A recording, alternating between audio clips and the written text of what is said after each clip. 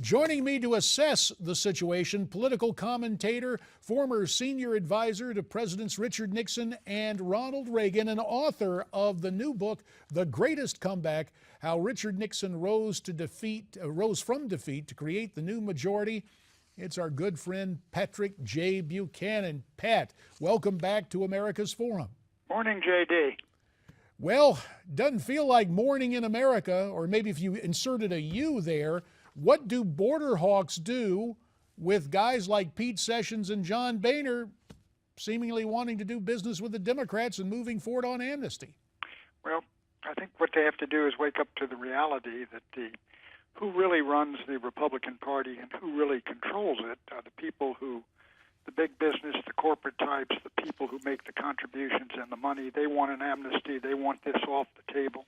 They want an amnesty for all the businesses that have hired illegals.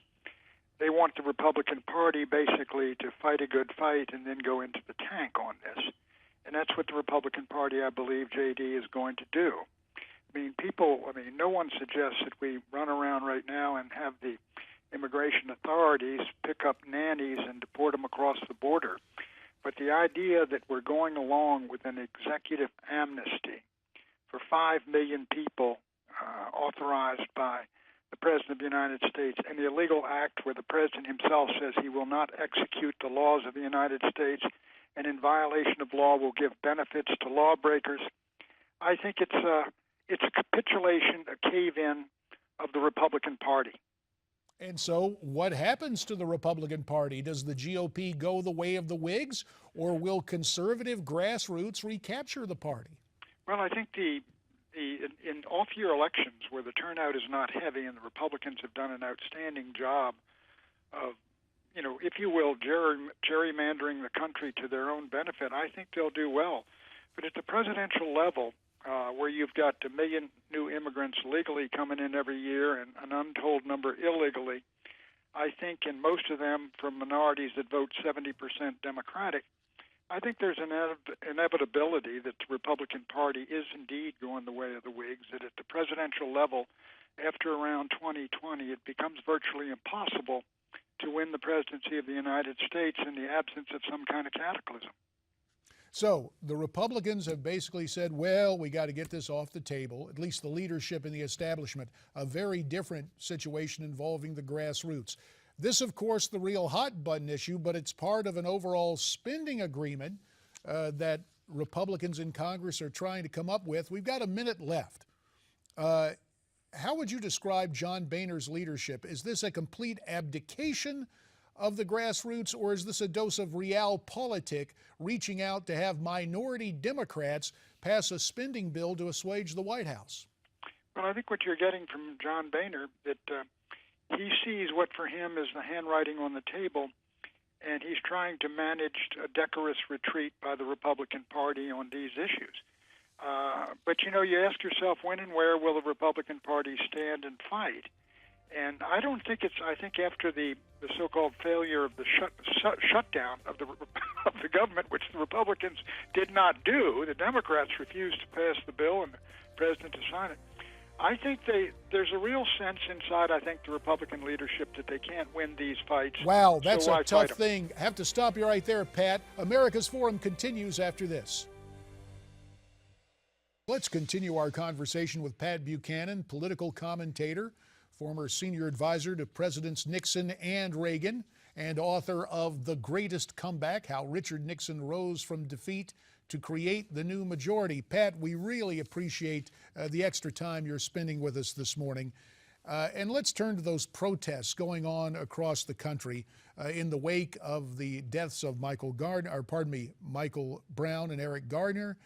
I don't know so much if we're getting a discussion on the state of race in America as we're getting these protests. According to a Bloomberg Politics poll, 53% of Americans believe race relations have worsened under President Obama.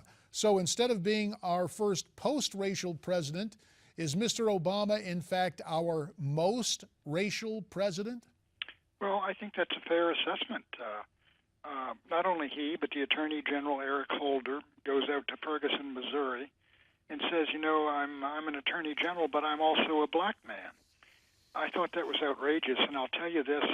I think what they've done to Ferguson, Missouri, a town where I live right next door to it for a year out there when I was in St. Louis, I think the demonization of Ferguson, the suggestion by the President of the United States, even at the UN, that this is some kind of racist hellhole, was an outrage. I think that what in heaven's name has Ferguson done to deserve its reputation nationwide and worldwide? They had one cop in the middle of a Saturday who was accosted by a felon who tried to grab his gun, and he shot and killed him. And therefore, we are told somehow that Ferguson is representative of racism and this is representative of America.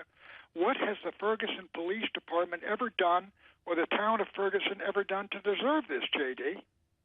Well, you mentioned your time living there as you wrote for the St. Louis Post-Democrat before returning to Washington and obviously giving advice to presidents.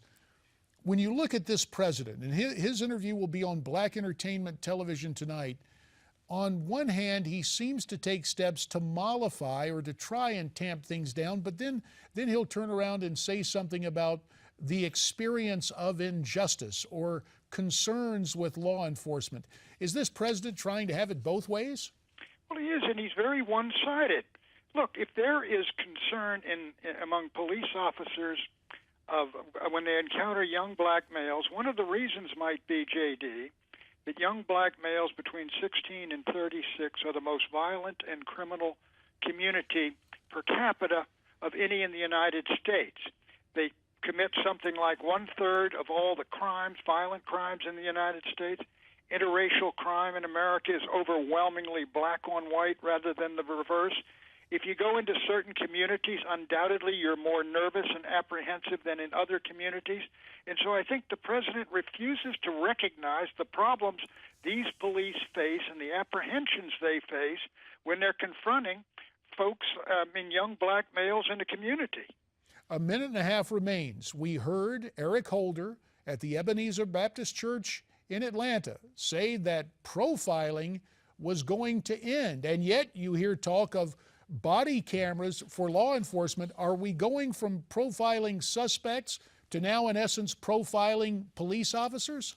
Well, what they are doing, they're suggesting that the problem of violence and lethal violence in America resides primarily in the police forces of the United States, the urban police forces, and primarily among white cops. And that is a libel and a slander on America, and a libel and a slander on police, and it is contradicted by the FBI statistics on which Mr. Attorney General sits. As you take a look at it, 15 seconds on this response, what should the president be doing? I think the president should present both sides and both problems clearly, and he has never done that with one half of this problem. And so the problems continue.